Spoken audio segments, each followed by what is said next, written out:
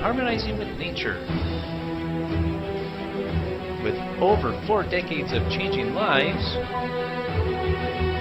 your self-discovery archaeologist, get ready to be the best of you with your host, Beverly Zimet. Hello and welcome to the Beverly Zimet Show, where being the best you has just gotten easier. My guest today is calling in from DC, correct? And her name is Tonya Fitzpatrick? Yes. All right. Welcome to the show, Tonya. And how are you this fine day? It looks like you're sitting out there in a beautiful space and water behind you. It's exciting. Oh, I really wish I were, Beverly. Thank you so much for having me. We are doing very well here in Washington, D.C., expecting some storms, but I prefer my virtual space. Well, there you go. You know, it's interesting. You talk about storms. We got one yesterday, and it rained all night, and it's still raining this morning. It's like, oh my gosh, we've had so much rain out here in Denver this year. It's crazy. So, but wow. Hey, you know what? It is what it is. You can't change it.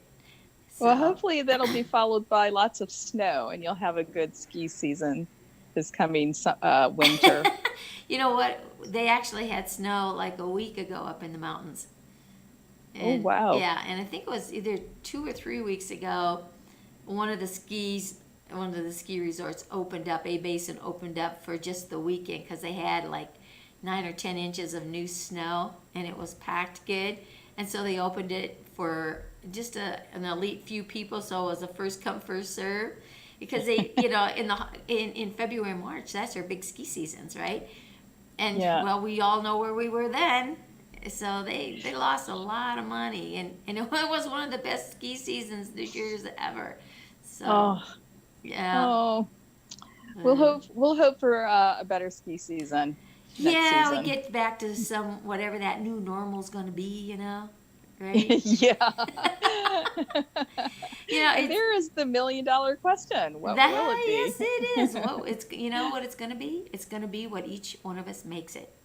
Right? Absolutely. And again, there's pros and cons. We live in a world of duality, but the resourcefulness and really my personal take on the whole thing is not getting caught up in the fear of what's around you. So start really getting within yourself, starting to understand yourself. And I am an identity revelation specialist, which means I help you become your own self-discovery archaeologist, where we can just kind of move all the things away from you that you're not, discover all the things that you are, and then find your purpose, go for it, and not have that autopilot of, I'm not good enough, you know, I don't know what I'm doing, I can't do this because people say, you know, all that stuff is gone, and you just got confidence off the chart, your belief, your trust in yourself, and your real spirit of who you are is out there in the world, right? And that's what we need to focus on is really becoming that special you that you are. And you know, so, and that's part of the whole awakening thing, and you know, there's just so much to it, but it's an all personal journey. And so my goal is to make sure that everyone now here that I come in contact with, and especially with this show, is being that best you that you can be, is really discovering who that best you is, and every day it gets even better and better. Right. Yeah, and also, you know, we're always evolving. For myself, you know, I know I am moving to my best self. I'm very comfortable where I am, but I also know I'm evolving, and I can share a story later, just to as an example of, you know, this place where I am and where I'm going, and how I continue to grow. You know, and that is so true, because there's always room for growth, right? Yes. And that's the journey, and that's the adventure and the fun. Because if you're stagnant, you know, you don't go anywhere. Change is going to happen. You have one or two choices. You can go with it, or you can go without it. But it's going to go with or without you. right? So, And I don't like being left behind. So there you yeah. go. Yeah, exactly, exactly. So, so true, so true. So, what is it, Tanya, that you do out there in DC? So I am moving towards being a recovering lawyer. I'm a lawyer, A recovering lawyer. I like recovering that. lawyer. Uh, but my heart's work, my passion is what I do every other minute of the day I have, and that's travel journalism.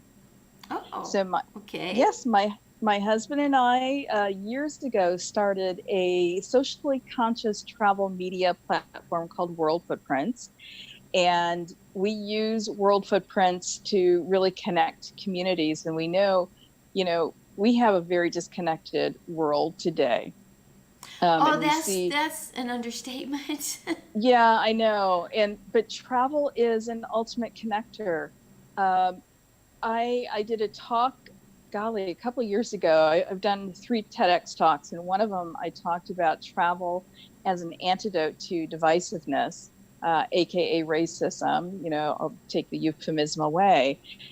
And I just wrote an article recently for our website, and I talked about how travel is an antidote. It's one solution to the problems that we see in this world, with the disconnection, with the divisiveness, with the misconceptions that we have about other people and cultures. And that, travel is like the starting point. There are other things that still need to happen, of Right. course, but travel is just a very powerful, transformative tool that we have at our disposal.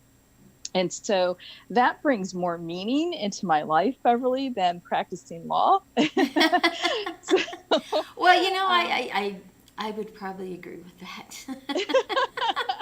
yeah, and I love being a lawyer. I love saying I'm a lawyer. It's not my heart's work. And Right. I really had to take a leap of faith and leave some high positions that I had, to start World Footprints, and certainly now to keep it going in this mandatory pause that we have. I It's like that becoming. mandatory pause. That's I'm going to steal that mandatory pause. I like it. I like that. I Yeah. better write that down so I remember it. Mandatory pause. I learned so many different great little tips and tidbits and little segments. That's like, yes. Glad to be of service to you. But that There we go. that's part of the World Footprints Foundation. We were founded on a principle. It's a Zulu word called Ubuntu, and Ubuntu means I am because we are. Oh, And that, wow. yeah, I mean, it's powerful, but that's who we are. And I say we, my husband, who's also a lawyer, we do World Footprints together, and we are just taking our hearts, our passions, and building this platform that is being of service to others in the only way that we really know how. Um, and the only way that really feeds our soul. And that's key. That's very critical for us. You really tapped on something right there that's true and dear to my heart. Like I had mentioned, being that best you and finding, moving the who you're not away to really get into that passion and that asset of what is your purpose. And, and, Yes. and you guys have discovered it Yeah. and you've taken it into doing what you're doing. And that is so needed with every single person out there. Because if we were all living our passion and all being there and being real and true to ourselves, we're true to each other. Just imagine Yes. the difference and the changes in the world, right? And the friction, the conflict would be gone. Because if there's no inner conflict, Right. there's no outer conflict, right? Absolutely. Absolutely. And if you don't mind, I will share a question that my husband prompted me with, that we Okay. received from a longtime friend who's a life coach. Oddly enough, we met her at a bar when we were on travel, and it's over cocktails. As I'm complaining about my legal career, I learned she was a life coach. And she gave Ian, my husband, some questions to prompt me to help me find what I'm passionate about. And the one question that really touched me was, what made you happy as a child that still makes you happy today? Right. And I had two answers: horses and travel. And so, we decided that travel was the way we were going to go. We opened up a travel agency within a month of that conversation, and filed articles of incorporation, found a host agency, and it we started doing a lot of television and radio back here in Washington, D.C. That caught the attention of a top radio talk show in Washington, D.C. And really, the rest is history. And so, because I was able to identify rather quickly what I'm passionate about and what made me happy as a little girl, um, and I'll tell you, from the age of 5, I promised myself I was going to travel, and I was going to move to London, Right. and I did. So as a 5-year-old child, I knew that I was meant to be a traveler. I knew that I um, was an explorer at my core, and and I tapped into that. And I think it's very important to remember those things that brought you so much joy when you were little and still bring you joy today. And that's very wise. I'm glad you shared that, because I hope all you listeners out there are paying attention to what you just said, because that is key to to discovering you. It's going back into that childhood, because as we get to be into our adult life and life starts catching up and you're doing all this stuff, we forget to dream. We forget what our Mm-hmm. dreams were, because those dreams back then are just that, your passions. And I'm right beside you, because at 5, I knew I was going to be doing things like that as well. And we lived really close to an RV dealership. They actually built them right there, 12 Mm-hmm. miles from where I grew up in the Midwest. And every day anytime we'd go back and forth to Humboldt with groceries, go and see your aunt and uncle, doing whatever. I mean, there's probably 3-4 times a week that we drove by there, and it was called Born Free. And when they had at the Oh, fairs and stuff like that, right, they would have a baby lion there, right, because of mm-hmm. that movie Born Free, right. And I can remember from 5 years on, I said, someday I'm going to own one of those. Someday I'm going to own one of those. And you know what? That someday came into reality. And I never, it just really didn't dawn on me. But when I Yeah. knew I was hitting the road with my travels and stuff, right? That's what I wanted to do, is Spirit said, because I said, hey, I'm done. I'm not living out of suitcase. I'm not going airplane to airplane. There's got to be a better way. And they said, well, just get an RV. It's like, oh yeah. Boom, I called John up over at Born Free, and I said, hey, this is what I'm looking for. He said, oh, this is great. I was living in Vegas at the time. And he says, we're coming out for a big RV convention. Can we meet up for lunch? And I said, well, yeah. And we put it all together. And he had what I was looking for. I needed built out different, because I was going to have my office in the back. I didn't need a bed Mm-hmm. back there. I'll just do the bed up on top, because it was me, myself, and I. And it all came into fruition. And the day I drove that off the lot, and I hit 169, I drove out of their parking lot and I hit 169. I was headed back to the farm, and all of a sudden I started crying. Mm. I was 5 years old, and I said, someday, today's that day. Mm. Oh my gosh, it was like, so dreams do come true. They do Yeah. happen. They may not happen at the speed you want it to, but when you stay focused on that, when it's there, when it becomes such a piece of your cell memory, it Yeah. And, happens. I'll tell you about passions. And by the way, I'm glad that it wasn't your dream to own a baby lion, because we'd have another conversation about Oh, no lions, no critters. This girl's on the move too much to have any kind of critter to hold her back. So, no, it was the RV. Yeah, good deal. But the thing about passions is that they never let you go. They Right. nag you, and they will find you. Beverly, I am a former White House appointee. I was a deputy assistant secretary at the Department of Education. I'm a former senior legal advisor at Homeland Security. Uh, I've done public interest law. I've worked as a prosecuting attorney. I've had a very stellar legal career, and I thought when I went to law school that would be my path. Right. But it's not. And I it took me a little while to identify it. I'm hard-headed, and I talked myself out because I was making money. Well, that's a sad truth about the whole thing. We stay sometimes in that conflict because there's a paycheck at the end of it, right? And like you said, it is so true. It nags you. It stays there all the time, and that's part of that inner conflict. So with the work that I do, it's like, let's move that inner conflict away and let's reveal that passion, the asset of your soul essence, and let's bring that to life.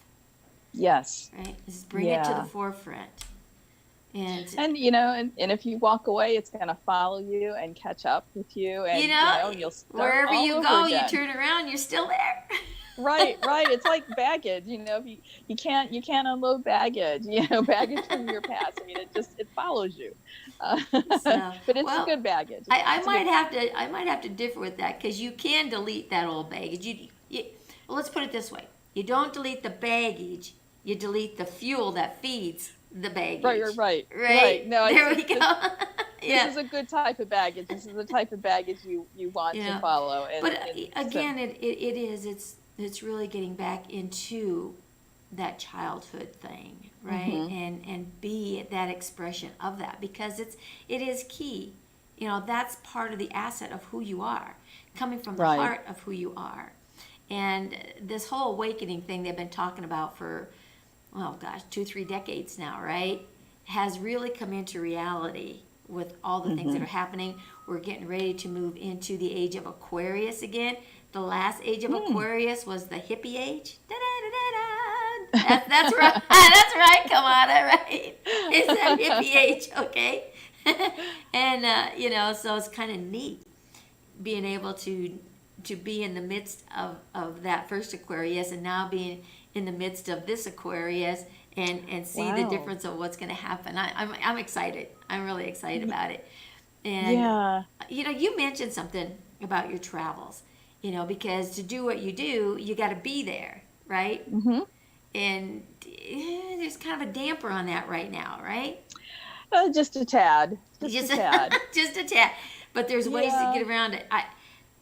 I started working in the virtual reality world, the little avatar virtual world, right? So what we've done is we've taken that gaming platform and we turned it into education and business. And there's so this might be a way for you to take people on other kind of travels, because you could travel around in the virtual reality world and say, whoa, look at this, and then look at this. Let's take an adventure over here.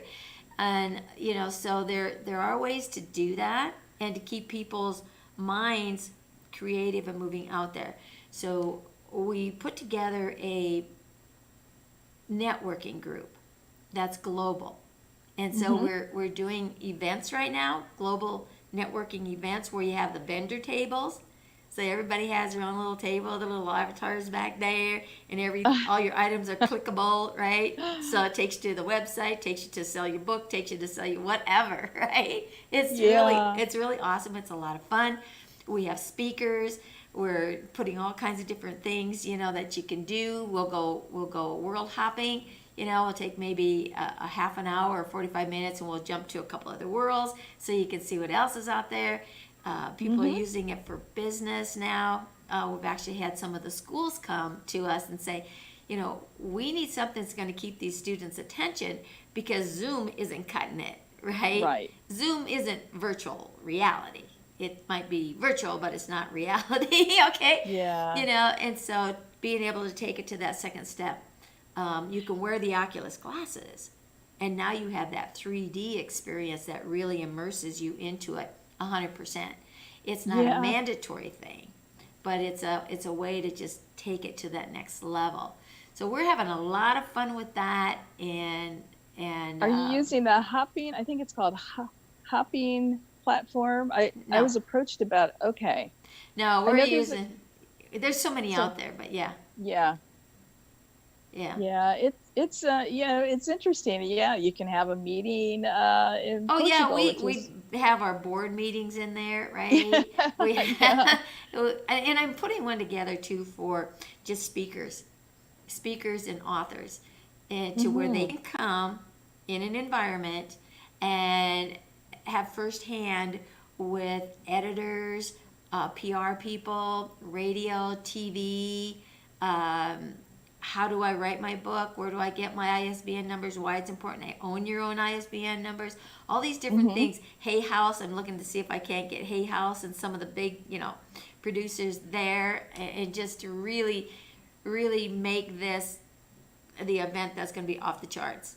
And it'll be Oh, people from all around the globe because it is global on this platform and stuff. And it's getting really, really exciting. We've had a lot of people starting to come to us, and different people who, like yoga studios, they can't do their what they always do. hmm. Granted, you can do it on a Zoom, and people be in their living room, but it doesn't give you the feel. So what we do is we can build you this remarkable studio in there, right? Where now you're sitting the ambiance, you have your students there in avatar form, side by side. It takes away the distancing, and that's the biggest, I think, detriment that's happened in this whole enchilada. What's going on right now, right? Yeah, Is that social yeah. distancing because people need people. So now that you have these little avatars, the psyche says, and this is really important. Oh, there's somebody right there, and you can actually talk to them. You sit there just talking like we're talking, but that there's that body there, Huh. and you can have a conversation. So it really brings people back together. So Hmm. now let's just say here you've got this big stage, and it's sitting outside. There's mountains behind you, right?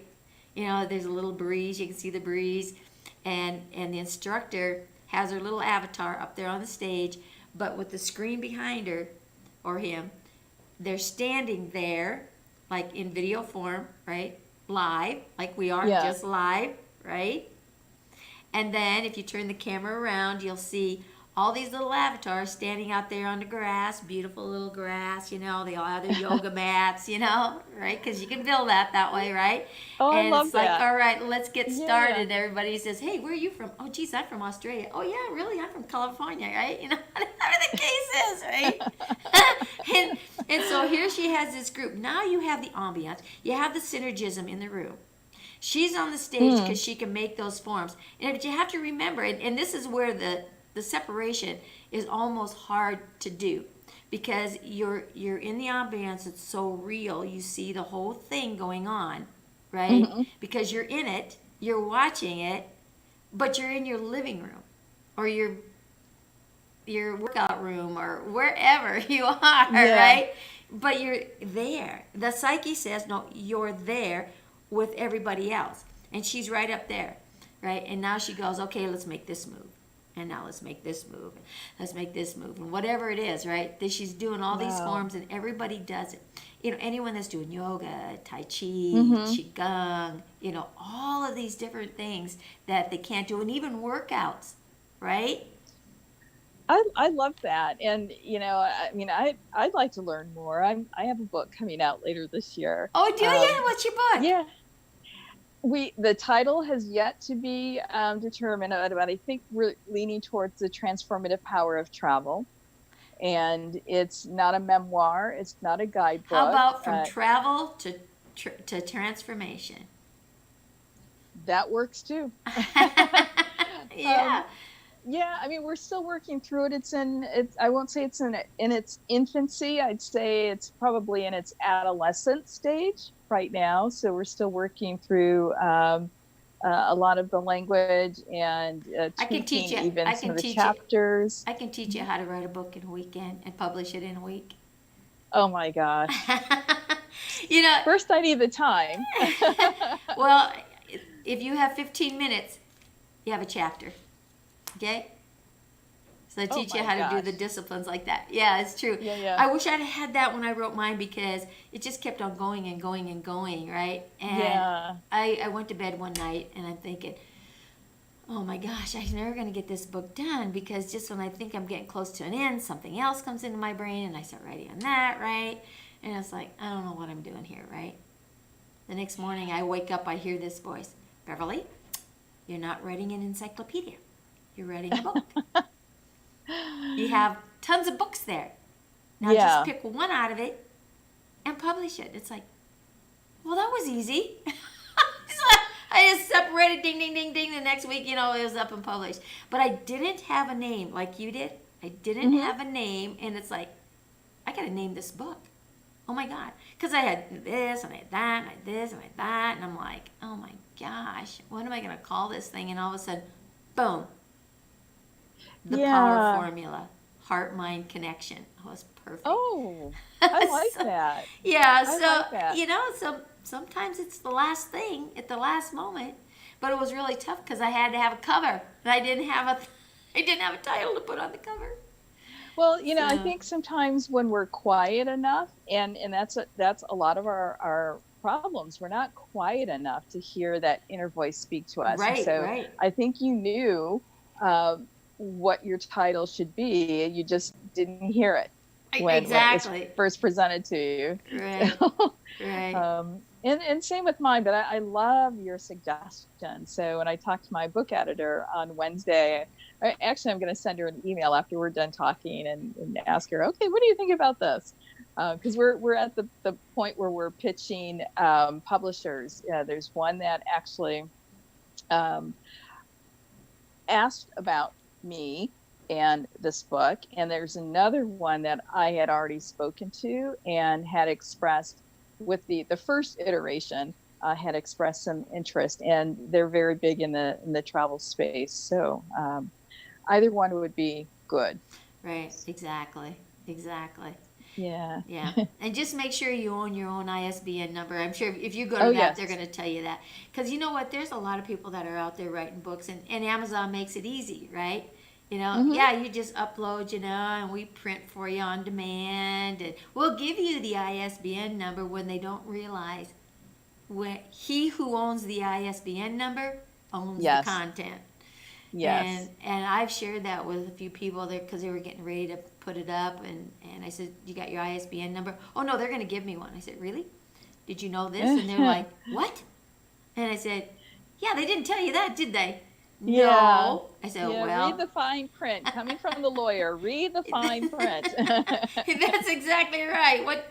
There she is. Oh, here. What she said. Yeah. Oh, that is so true. Yeah, yeah. That is so true. Yeah. So So yeah, so for travel, in the very beginning, during this pause, this mandatory pause, it killed me to be home because I was used to traveling a couple of times a month, right. and I've been stuck at home. But the silver lining is that first, I've been able to catch up on some projects with my husband. We've spent a lot of time together, and we spend a lot of time when we're traveling, obviously, but there's always an itinerary that we're following. And so we don't have a lot of downtime. Right. But, it's given me a chance to reshape world footprints. We've been interviewing people around the world, a lot of correspondents who live I in. got a lot of people out here on this world. Oh, well, hello world. Yes.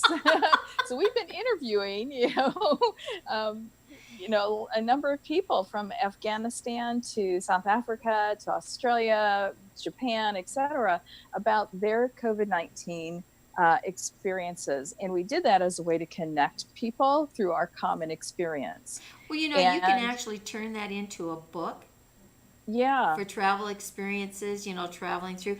It's interesting that you mention that, because I have so many people on the show and they talk about what's going on in their country hmm, around that. And it's quite interesting. There's some extremes, but for the most part, it's kind of similar. And I've had so many people from the UK, South Africa, Australia, Canada yeah. on the show that it was back to back to back to back. And finally, the other day, I had somebody somebody from the States. It's like, oh my gosh! And then I had one yesterday from the States, and now you're from the States. It's like, whoa! It's like, so it's interesting. Again, when Hmm. you're around the world, and it's made it it's made it accessible. The internet has really made it accessible to around the Yeah. world, and travel. When I liked what you said. Hello World. Maybe that's the name of your book. Hello World, because then you can travel. You can travel in the mind. You can travel in discussions with others. You can Hmm. travel physically, emotionally, mentally. I mean, you could take that one and just run for a whole series. So Well, yeah, yeah. absolutely. Yeah, so you Yeah. think about that. Yeah. Okay, I'll email her that one too. As we continue. The hard thing about this book is because of where we are right now, and so nobody's really traveling, and we started adding chapters that speak to the current circumstances, and we're trying to create some evergreen language that Right. also speak to these circumstances, because there will be another pandemic. I mean, that's the world as it is today. There was SARS before this. There was H1N1, before this. There will be another There's pandemic, there's hopefully. always going to be something going on, Right, but you don't have to be in it. I mean, right. I should say you don't have to be of it. You're going to be in it, but you don't have to be of it. So don't let Hmm. it override and overtake you, because your mind can take you wherever it is that you want to go. And again, it's sad that it brought everything to a halt globally, but there's pros and cons on that too. And sometimes Mother Nature steps in and says, "Hey, I've been doing this. I've given you tsunamis. I've given you Yeah. volcanoes. I've given you all of these things, and you didn't wake up. So I'm going to give you this to put you at a stop." Right? And And look what's happened in the world. I mean, look how it's, regaining its I won't say original beauty, original glory, but it is going back well, to you don't a have the glorious place. you don't have the pollutions like we did, and that's a good wake Right. up call. And so hopefully that will maintain itself. We've discovered that working from home is Hmm. not is not as unproductive as some people thought it could be or would be. So Right. there's so many pluses that are coming out of this, and that's what we got to focus on. You know, change is going to happen. Like I said right at the beginning, change is going to Hmm. go with or without you. What are you going to do? Where are you going to go? And with the internet, we've seen that over the last decade and then 2 decades ago, and how fast it's moving. And look what happened when Yes. when all of a sudden everything came to a halt. Yes. The I, Facebook lives and the oh my gosh, it got so inundated. yeah. I in one of the newsletters, the last couple of newsletters we've put out, I had a globe that had an interactive platform to show the air quality of countries around the world, and it's amazing. And Yeah, when I yeah, first opened it and I saw Los Angeles, I used to live in Southern California, so I knew what the air quality was there. And, right, I spent a considerable amount of time in China, and I knew what the air quality was there when I lived there. And it was clear. I couldn't believe it. right. And so I'm happy not to look out my window and see a bunch of planes, streaming by. I'm okay with that right now, and I'm okay with the wildlife being renewed and regaining their territory that Right. we, encroached on. Um, and I'm terrified of people forgetting when we do go back to traveling, because you know there was a research done by, I think, by the Ellen MacArthur Foundation recently, and they said by 2050 there will be more plastic in the ocean than there will be fish. And Oh, that is that's disgusting. alarming. Yeah. Now I think they're talking by weight, but still, that's That's a alarming lot. to me. Yeah. Yeah. Yeah. And so I don't want to see this planet, deteriorate. And somebody said that it's like a sieve. The sink faucet has been turned down, but it's still dripping. Right. We're not completely free, but I think hopefully we have seen enough and had a big enough wake up call to be a lot more conscientious when we go back out into the world when it Right. opens up to us again. Well, it's interesting to see a lot of the things that are coming out where they can recycle the plastics and stuff.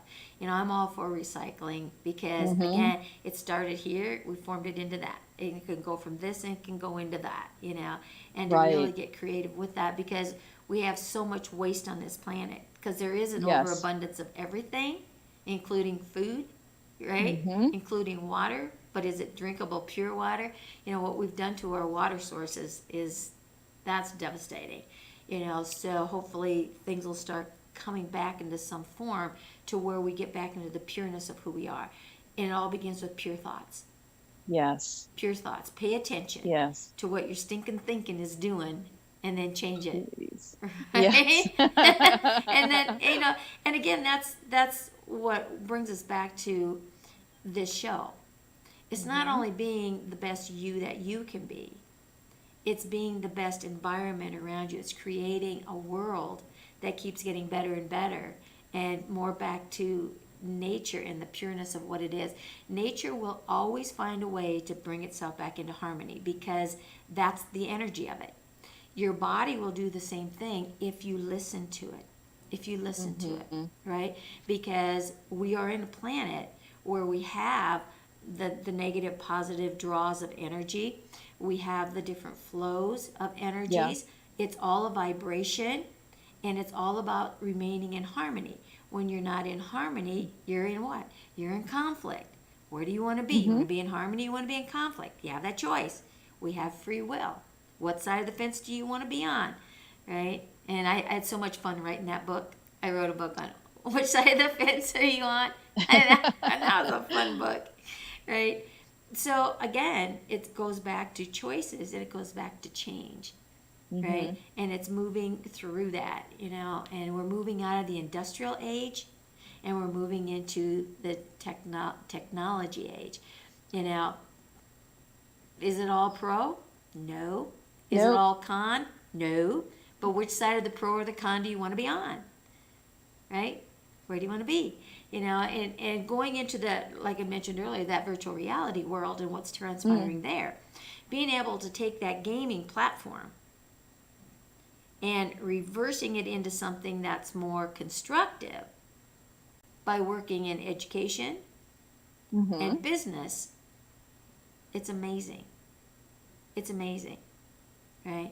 And we've had healers come to us, because that's the art form that I'm in, right? Mm-hmm. Energy healers. So you've got the Reiki, and you've got the psychic work, and you've got any type of work that's with energy. That all can be done long distance, but you can create that ambiance again.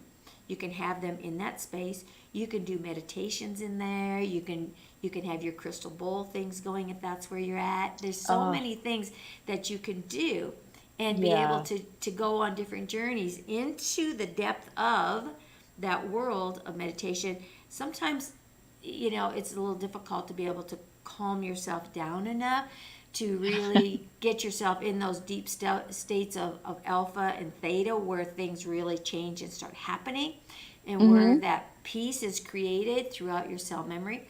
In the virtual reality world, you can create the exterior ambience of that piece and add it to the music and add it to the movements in there, and just build that piece, because all your senses, and we're a sensory being, right?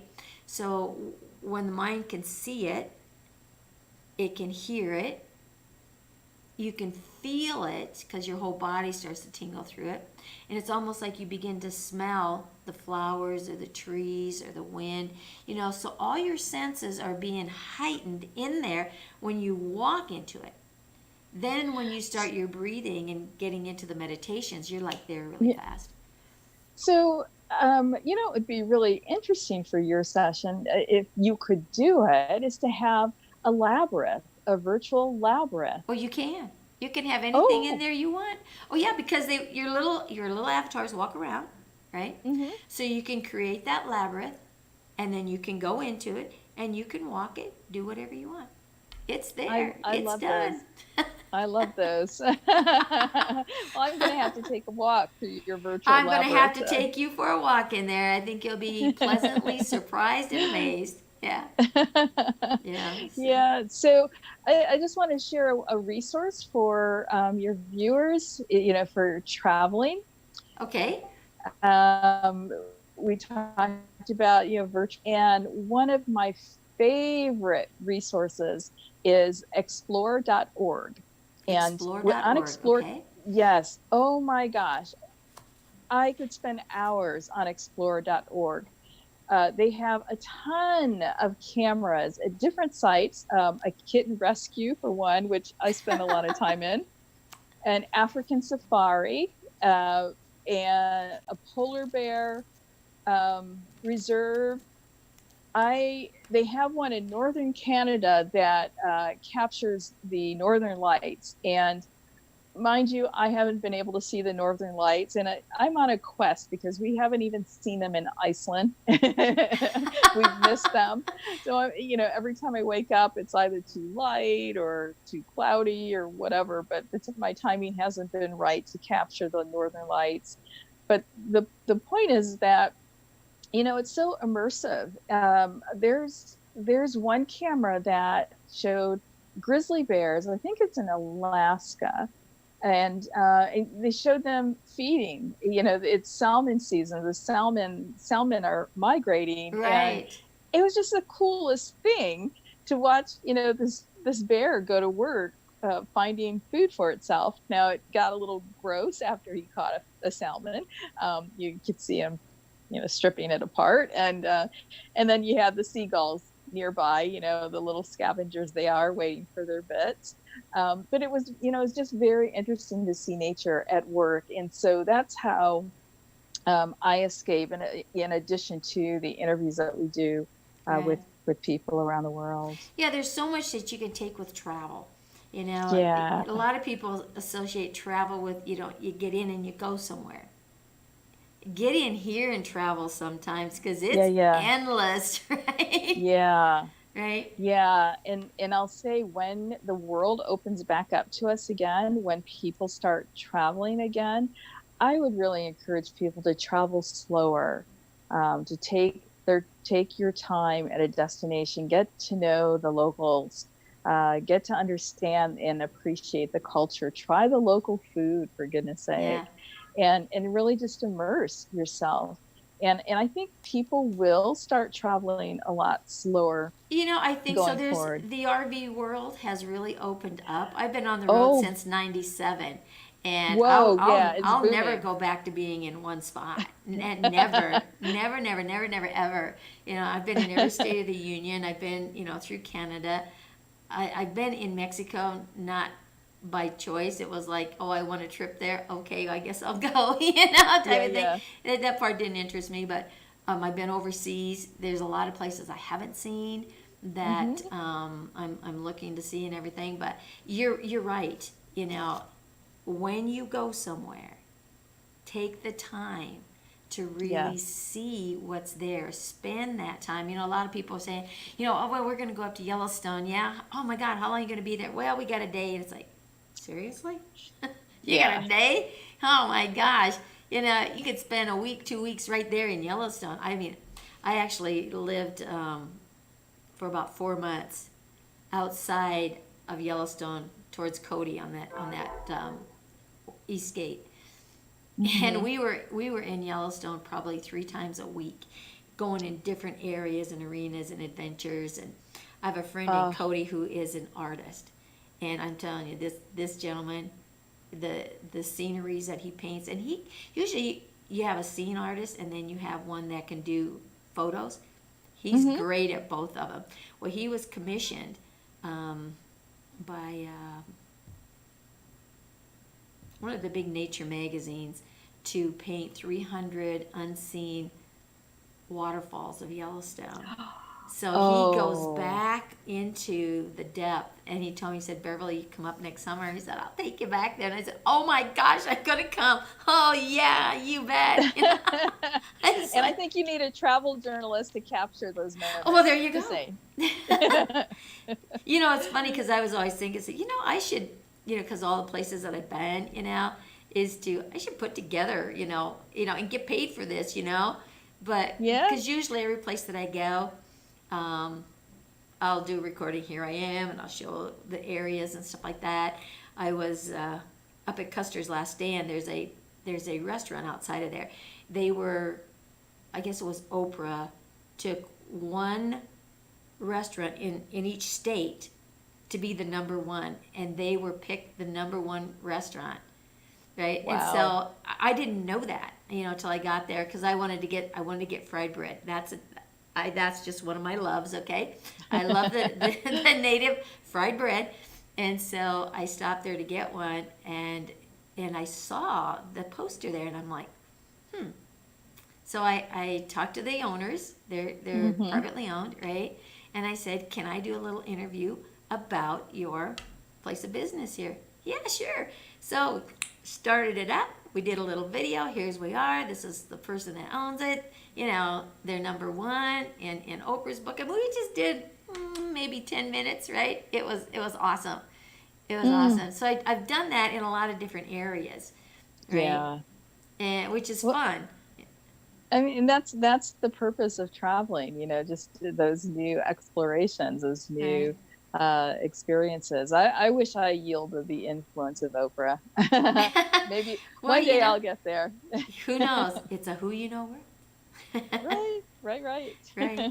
Oh my gosh, Tanya, we could talk here forever on this. Has been fascinating. I love it. Oh, thank you. We're definitely going to have to get you back on. So if I love that. Oh, definitely. If people want to get a hold of you, I know they can comment below, you know, but if they want to seek you out for these travel adventures, what's the best way for them to get a hold of you?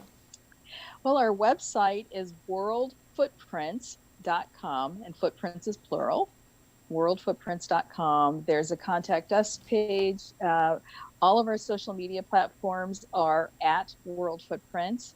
I also have a personal LinkedIn and Facebook page, Tanya Fitzpatrick. But I'll share that if anyone signs up for our newsletter, we do give away a free gift to our newsletter subscribers. Here. Okay. So thank you, Beverly. It's been wonderful, and please have me back, and we'll continue our travel journeys. We have some traveling to do together. So yes, you're not going to get rid of me that fast. I'm going to just tag right along with you, and then I'm going to drag you over here.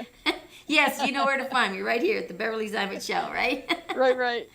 All right. Well, thank you so much again, Tanya, for being here. It's time to say go out there, be that best you that you can be, because Tanya and I are going to be the best we that we can be everywhere we travel. In the mind, in the body, and in the world. Bye for now.